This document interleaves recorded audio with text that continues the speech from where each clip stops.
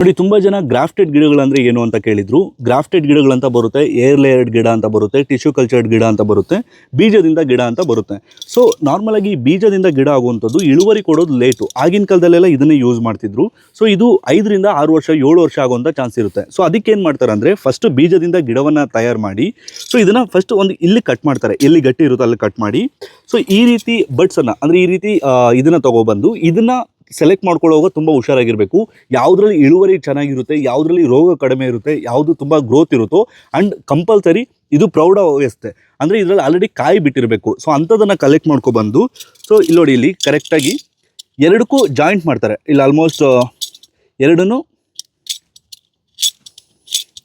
ಹಿಂಗಿದೆಯಲ್ವಾ. So ಇದನ್ನು cut ಮಾಡಿ ಇಲ್ಲಿಗೆ ಹಾಕಿ ಇಲ್ಲೊಂದು ಟೇಪ್ ಹಾಕ್ತಾರೆ, ಇಲ್ಲಿದೆಯಲ್ವಾ. ಸೊ ಈ ರೀತಿ. ಸೊ ಇದೇನಾಗುತ್ತೆ ಅಂದರೆ, ಇದರಲ್ಲಿರುವಂಥ ಈ ಪವರ್ ಅನ್ನೋದು ನಾರ್ಮಲಾಗಿ ಇದರಿಂದ ಇದಕ್ಕೆ ಸಪ್ಲೈ ಆಗಿ ಇಲ್ಲಿ ಹೊಸ ಚಿಗುರು ಅನ್ನೋದು ಬರುತ್ತೆ. ಸೊ ಇದು ಆಲ್ರೆಡಿ ಪ್ರೌಢಾವಸ್ಥೆಯಲ್ಲಿ ಇರೋದ್ರಿಂದ 2ರಿಂದ 3 ವರ್ಷದಲ್ಲಿ ಕಾಯಿ ಬರುತ್ತೆ. ಸೊ ಇದನ್ನು ಗ್ರಾಫ್ಟೆಡ್ ಗಿಡಗಳಂತಾರೆ. ಏರ್ ಲೇಯರ್ಡ್ ಅಂದರೆ ಏನಂದರೆ, ಇವಾಗ ಇದೇ ಗಿಡ ಅಂದ್ಕೊಳ್ಳಿ. ಸೊ ಇಲ್ಲಿ ಸ್ವಲ್ಪ ನಾರ್ಮಲಾಗಿ ದೊಡ್ಡ ಗಿಡದಲ್ಲಿ ಯಾವುದಾದ್ರು ಒಂದು ಈ ಚರ್ಮವನ್ನು ಸ್ಕಿನ್ ಮಾಡಿ ಅಲ್ಲಿ ಮಣ್ಣನ್ನು ಕಟ್ತಾರೆ. ಮಣ್ಣು ಕಟ್ಟಿದ್ರೆ ಸೊ ಇಲ್ಲಿ ಬೇರ್ ಅನ್ನೋದು ಸ್ವಲ್ಪ ತೇವಾಂಶವನ್ನು ಮೇಂಟೈನ್ ಮಾಡಿದ್ರೆ, ಕೋಕೋಪೀಟ್ ಹಾಕ್ಬಿಟ್ಟು ಇಲ್ಲಿ ಬೇರ್ ಅನ್ನೋದು ಬಿಟ್ಕೊಳ್ಳುತ್ತೆ. ಸೊ ಅದನ್ನು ನೆಕ್ಸ್ಟ್ ಆಮೇಲೆ ಇಲ್ಲಿ ಕಟ್ ಮಾಡ್ಕೊಂಡು, ಅಂದರೆ ಇವಾಗ ಎಲ್ಲಿ ಕಟ್ಟಿರ್ತೀವೋ ಅದ್ರ ಕೆಳಗಡೆ ಕಟ್ ಮಾಡ್ಕೊಂಡ್ರೆ, ಬೇರನ್ನು ಕಟ್ ಮಾಡ್ಕೊಂಡ್ರೆ ನಿಮ್ಗೆ ಹೊಸ ಗಿಡ ಬರುತ್ತೆ. ಬಟ್ ಏರ್ ಲೇಯರ್ಡಲ್ಲಿ ಅಡ್ವಾಂಟೇಜ್ ಏನಪ್ಪ ಅಂದರೆ, ನೀವು ಪ್ಲಾಂಟೇಶನ್ ಮಾಡಿ 1 ವರ್ಷಕ್ಕೆ ಕಾಯಿ ಬರುತ್ತೆ.